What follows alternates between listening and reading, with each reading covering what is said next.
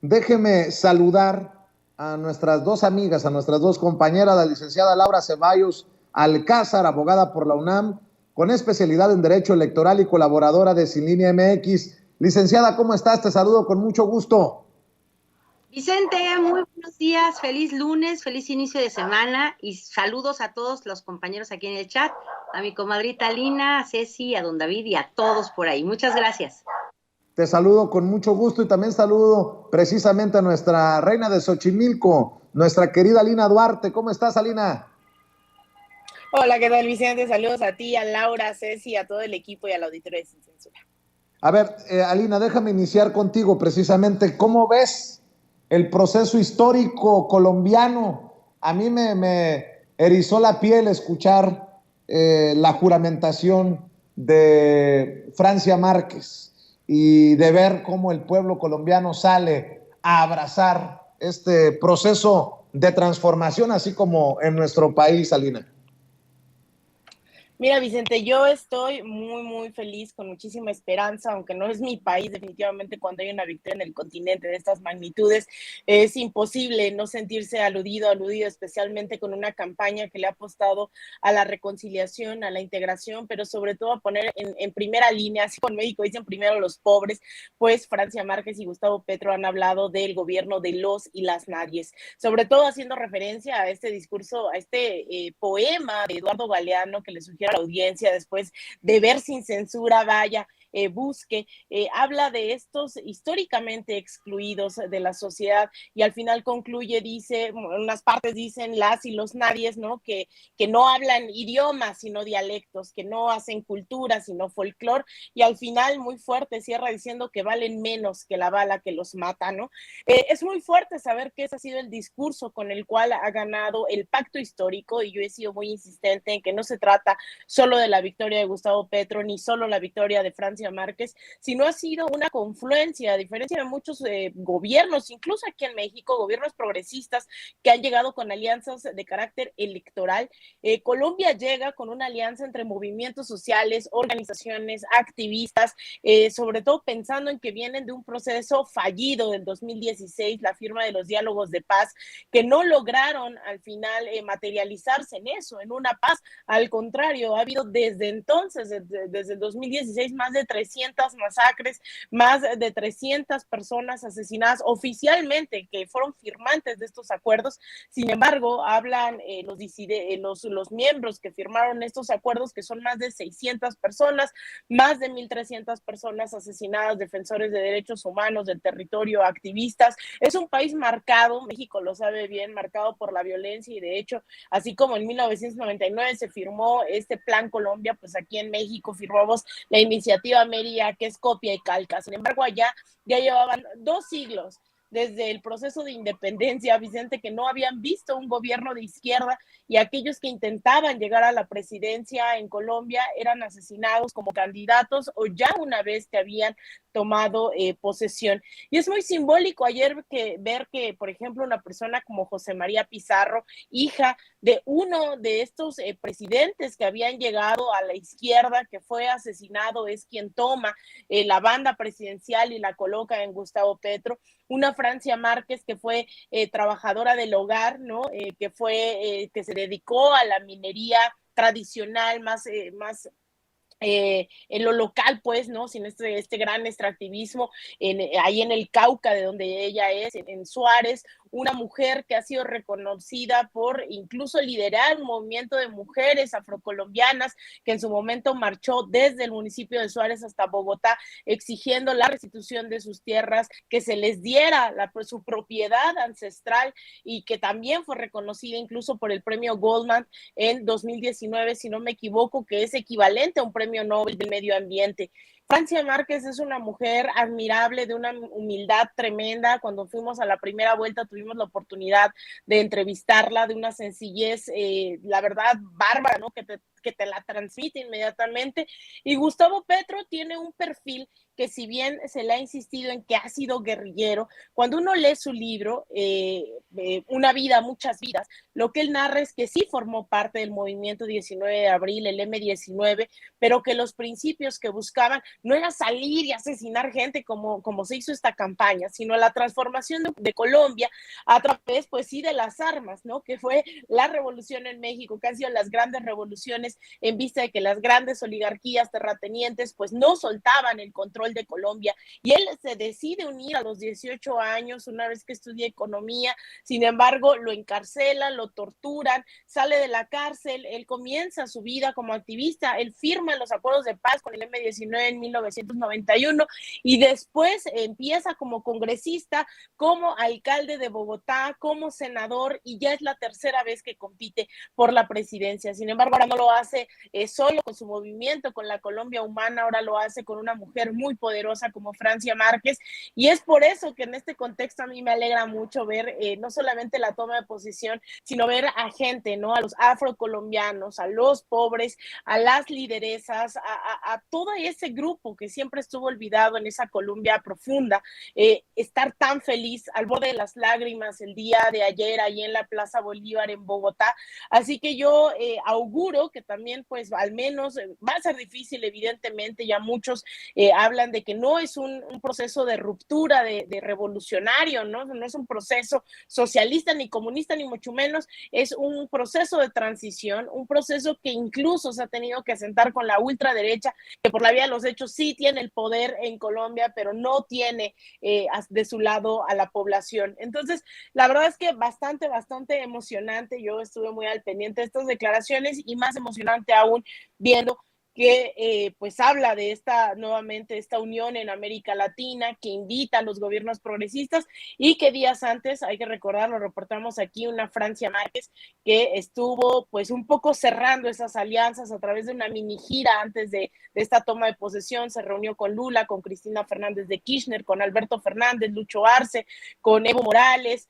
Incluso también tuvo una reunión de Zoom con Claudia Sheinbaum, también hay que ponerlo ahí en la lista, ¿no? Fueron varios encuentros con quienes ella consideraba también estos referentes de izquierda en América Latina, y pues ya lo escuchamos hoy al presidente López Obrador decir nuevamente que está muy alegre, ¿no? Con esta victoria, que está invitado cuando pueda Petro venir, pues él tendrá las puertas abiertas en este país. Así que no solo habla de una nueva etapa para América Latina, para Colombia, sino también para América Latina, una vez que el país que había sido clave para Estados Unidos, incluso, ¿no?, tratado como una colonia con 7 bases militares, pues ahora vira a la izquierda. Así que ya nada más falta Brasil para decir que ya hay un continente casi en su totalidad vestido de rojo.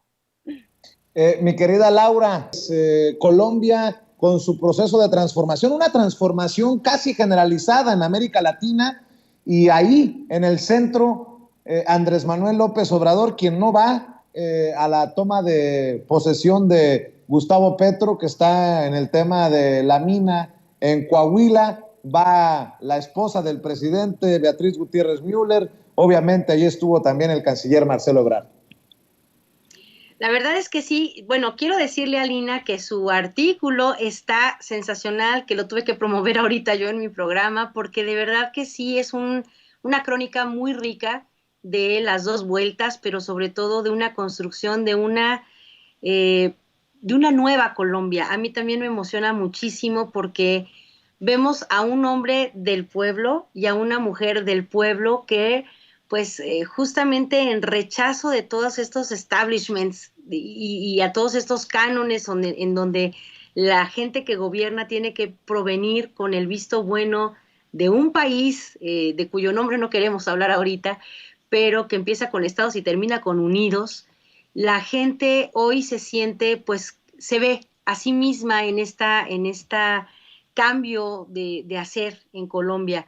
Hoy los y las nadie son Francia Márquez y Gustavo Petro, y de ahí no creo que haya algo que objetar.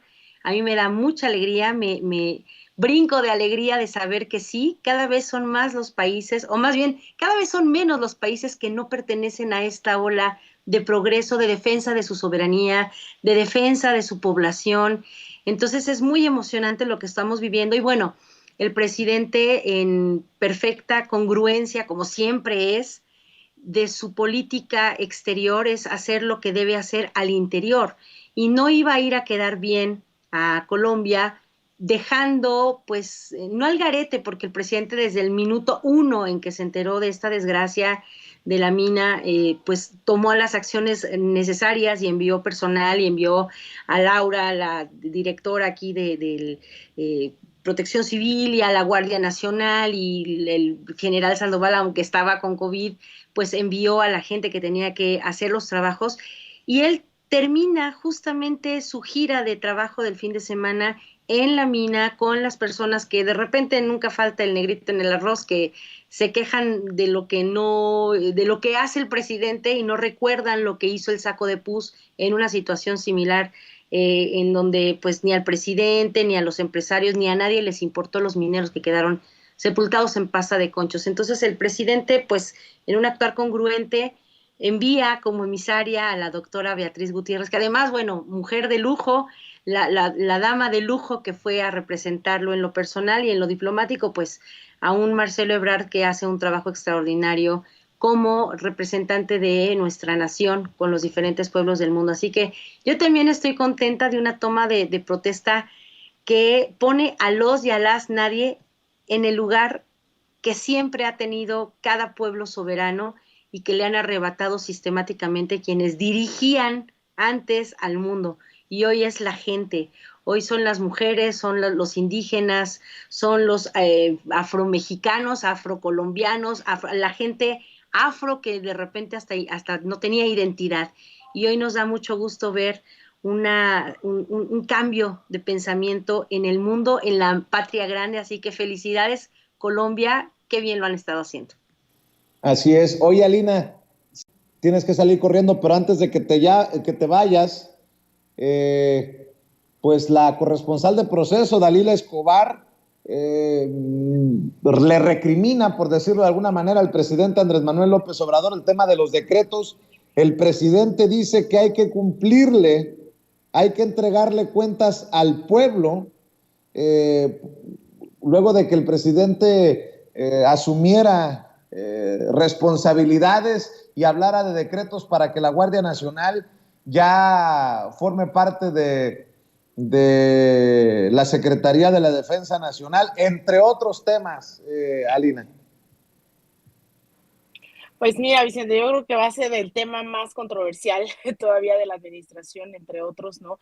Hemos visto el actuar distinto, creo que ese es uno de los tantos puntos que hay que poner sobre la mesa, mientras en pasta de concho se olvidaba a la gente, ¿no? Y se dejaba ahí porque ni siquiera les interesaba al gobierno. Pues ahora hay un gobierno que pone a disposición a cientos de elementos para el rescate de los mineros, y que espero también eso genere, ¿no?, una oleada de exigencias para el trato digno de las y los trabajadores en estas condiciones. Hemos visto un gobierno que ha redistribuido las riquezas del gobierno a través de programas sociales que no existían y que ahora incluso están elevados a rango constitucional, y hemos visto también a un gobierno que ha estado pues metido en las mismas estructuras, pues, que así decirlo, que han tenido que enfrentarse otros gobiernos de la región, toda vez que llevamos 500 años siendo tratados como colonias, ¿no? Que hemos sido víctimas del saqueo, y cuando nuestras naciones se quieren desarrollar, cuando quieren no depender de potencias extranjeras, ¿no? Vienen los golpes de Estado, las desestabilizaciones, y vienen gobiernos impuestos. Y ese es el caso con el tema del desarrollo y la infraestructura dentro de la península y los grandes megaproyectos que al final creen que México puede transitar hacia una economía independiente de la noche a la mañana y olvidarnos de esta dependencia estructural con otros países.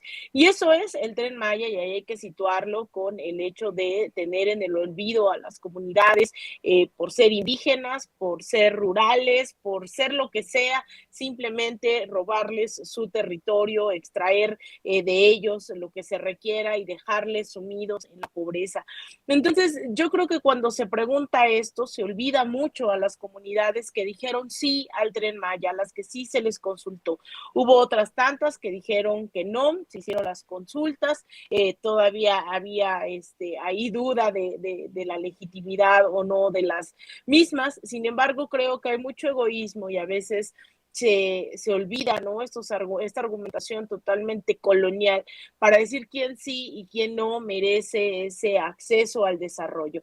Y por otro lado, pues lo habíamos hablado aquí, Vicente, aquella ocasión, decir que hay que estar muy al pendientes también de las consecuencias que traen estos megaproyectos. Si dentro de nuestros barrios, colonias, en la Ciudad de México, en Xochimilco, ese es el gran tema, ¿no? Cuando se quiso instaurar un Walmart y la gente de ahí dijimos no, pues al final se instaló un Chedraui y quienes pagaron las consecuencias fueron las pequeñas tienditas de alrededor que terminaron trabajando para el Chedraui allí en Santiago Tepalcatlalpan.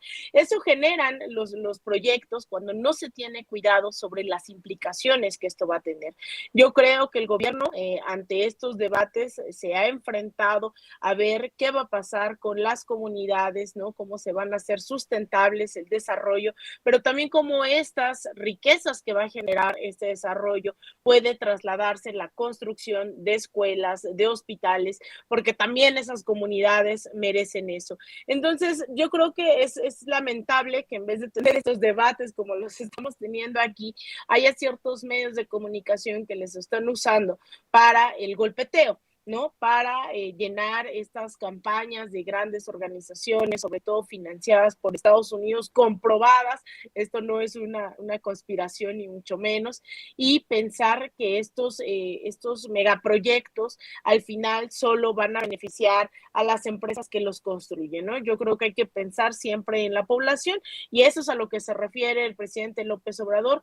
Tenemos una deuda histórica con los pueblos originarios, tenemos una carencia, ¿no? En términos de vías de comunicación, en términos de desarrollo dentro de estas comunidades, y creo que tenemos que seguir poniendo, dan los adelantos semanalmente, yo creo que tenemos que seguir pensando en cómo vamos a darle seguimiento una vez que se termine este Tren Maya para que las comunidades también no tengan que decidir entre sumergirse en la lógica turística y respetar los usos y costumbres que ellos y ellas tienen. Así que pues hay muchos debates ahí, sin embargo a mí me alegra que también hoy se esté pensando en cómo incluir a estas comunidades a los grandes debates del México del siglo XXI.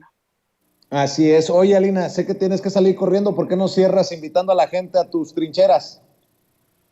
Muchas gracias, Vicente. Yo las y los invito a que me sigan en Twitter, en @Alina Duarte _, en Instagram _Alina Duarte, en Facebook.com/Alina Duarte Periodista. Ahí están todos el artículo que comenta Laura. Te agradezco también haberlo difundido para el Council on Hemispheric Affairs. Es una especie de think tank en Washington.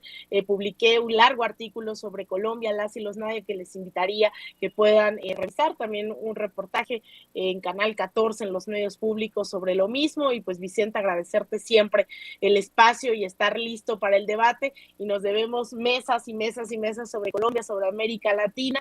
Te mando un abrazo a ti, a Laura, a Ceci, a toda la audiencia y al equipo de Sin Censura. Gracias, querida Alina. Y licenciada Laura Ceballos, opinión. Le pregunta a Dalila Escobar si es la ruta democrática la de los decretos. Se ve que no les queda claro a muchos de qué se trata y qué es lo que se hace sin violar la Constitución, Laura. A ver, a doña Dalila le hacen falta unas clases de poquito derecho. La democracia, que es justamente la que llevó al presidente a ser presidente, lo coloca en la silla presidencial con una abrumadora mayoría de los ciudadanos que fuimos a votar. Pero además, digamos que el presidente tiene una serie de facultades consagradas por la propia Constitución, y entre ellas está, pues precisamente, mandar a que se hagan estas cosas por la vía, digamos que sin preguntarle al Congreso, nada más pidiendo, bueno, paloméamelo y entonces ya lo apruebo. Hacer un decreto. esos famosos decretazos que estuvimos viendo cómo se enojaban los prianistas. Ay, ¿por qué el presidente? Porque es su facultad. No está violando la ley en ningún modo. Ahora, el presidente ha querido ser muy constructor de puentes, ha querido invitar a la oposición a que se sumen, a que logren entender que la soberanía del país depende en gran medida de que deje de existir esta continuidad de entregar todo a gobiernos extranjeros o a grupos de poder económico dentro del país.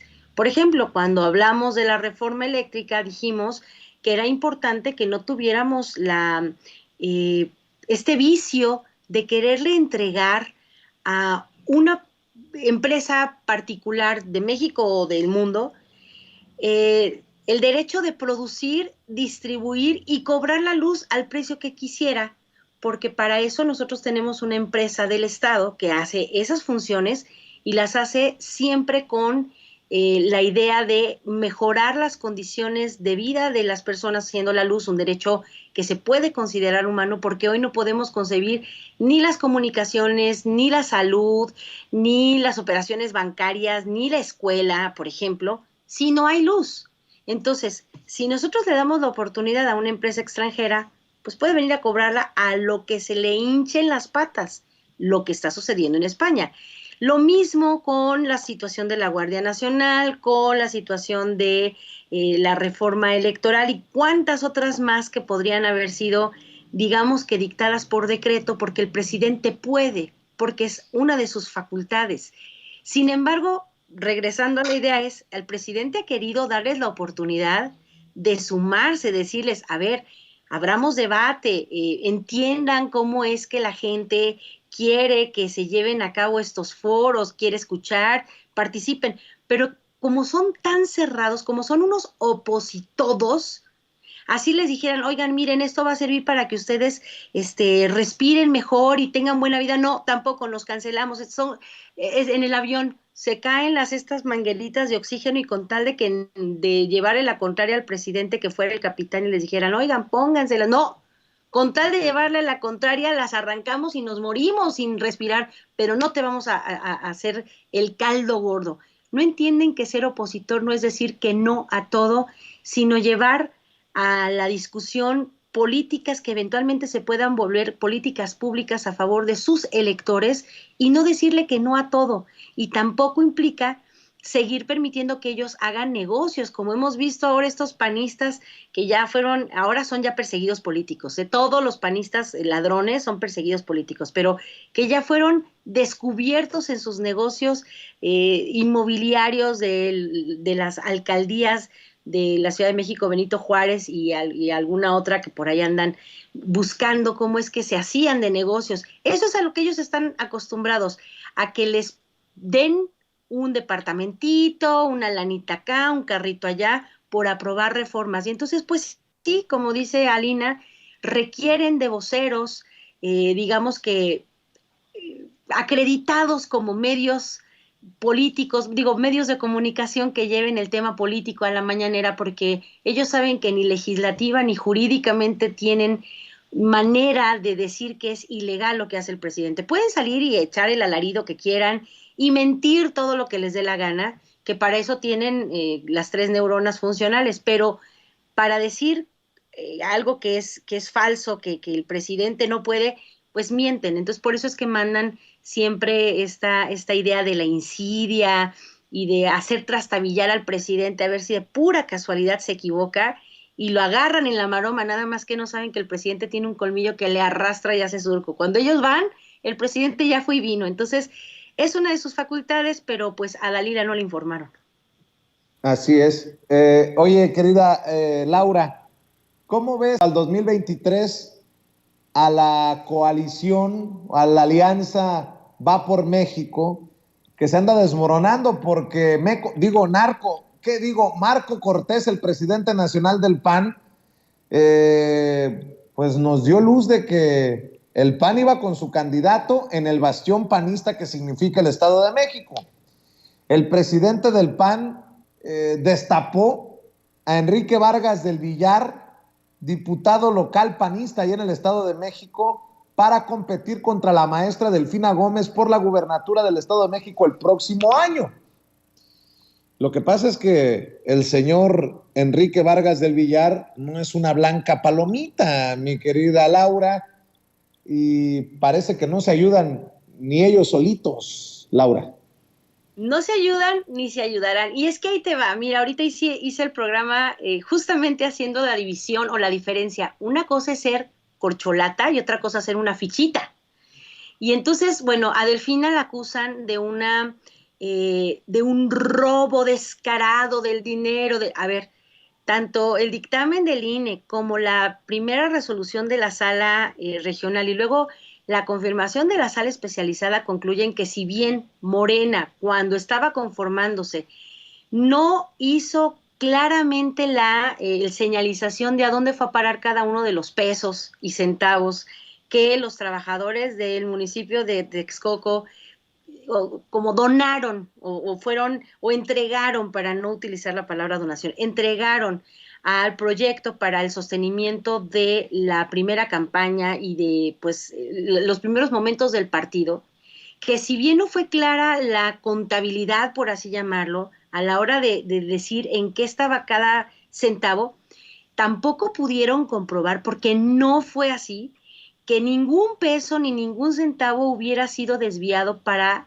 la cartera personal de Delfina. Por tanto, Delfina no es una ladrona como ellos han querido hacer ver que el Delfina pues era obligaba a los pobres trabajadores y además es una rata. No, el dinero no fue fiscalizado de manera adecuada, no fueron clarificados a dónde fueron, pero en los tres documentos, digamos, tanto del INE como las dos sentencias del tribunal, se dice claramente que si bien no pueden, no hicieron con claridad la fiscalización, en ningún momento hubo un desvío de dinero. Además, estamos hablando de aproximadamente 4.5 millones de pesos que sirvieron para construir campaña.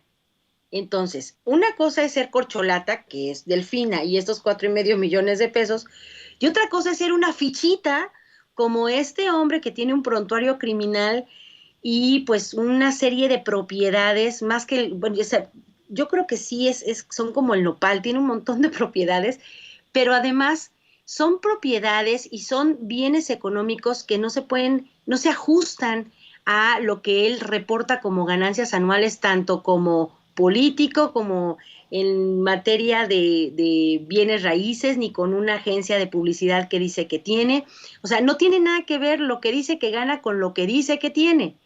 Y por otro lado, pues también su récord criminal, en donde pues se demuestra con una ficha signalética que ha ingresado a la cárcel, que tiene denuncias por violencia de su tía, de un amigo, de un colaborador. Vaya, una cosa, entonces, repito, es ser una corcholata y otra cosa es ser una fichita. Y este sujeto, pues, es nada más la viva imagen de los personajes que componen las filas del PRI-ANRED. Primero salieron, le aplaudieron y cuando se dieron cuenta del bicharrajo que es en realidad, recularon, pero pues ya Marquito no le da para recular mucho. Y entonces, pues ahora el Vapor México se espanta de un hombre con un prontuario criminal de este calibre porque se parece mucho al que ellos mismos tienen. Entonces, no tienen con qué, de verdad, me da tristeza porque tienen un par de candidatas que le quieren hacer sombra a Delfina, una colaboradora actual del PRI y una ex legisladora panista, pero que no logran un peso específico que de alguna manera logre romper esta inercia en donde la candidata de Morena pues ganó en la primera ocasión que contendió, pero bueno, robaron el voto igual que Andrés Manuel López Obrador, y que la gente sabe que tiene un trabajo pues que es probado, y de rata no tiene nada. Ahí están las sentencias del tribunal, ahí está toda la relación de hechos en donde se confirma que no hay un peso que exigirle a Delfina. Y como dijo el presidente, que vayan a ver su casa, sus bienes no corresponden a una ladrona de millones de pesos, sino a una mujer que ha trabajado toda su vida y que es honesta y que por eso es que se ganó la confianza de la gente del propio Estado de México para ponerla como una de las tres personas que fueron propuestas para ser candidatos, y bueno, pues se le ganó a Higinio Martínez y a Horacio Duarte, porque tiene una probidad y una trayectoria de trabajo con la gente que la coloca en ese estado. Mi querida Laura Ceballos, ¿por qué no cerramos invitando a la gente para que te lea, para que te vea, para que te escuche, para que te siga, querida Laura? Pues bueno, yo estoy en Ciline MX todos los días a las 11 de la mañana en Las Cartas sobre la Mesa, así se llama el programa. Tenemos generalmente análisis que tienen que ver con el tema de política y electoral, que es en el mundo en el que a mí me gusta moverme. Y también fíjate que he estado escribiendo ya algunos meses atrás, siempre se me olvida, en Políticos al Desnudo con el maestro José García. Entonces ahí están también mis columnas que me publican los miércoles o jueves, dependiendo. Y bueno, también mis participaciones en Ciline MX, en el portal que tenemos y que también les invitamos a que conozcan, pues está bien bonito.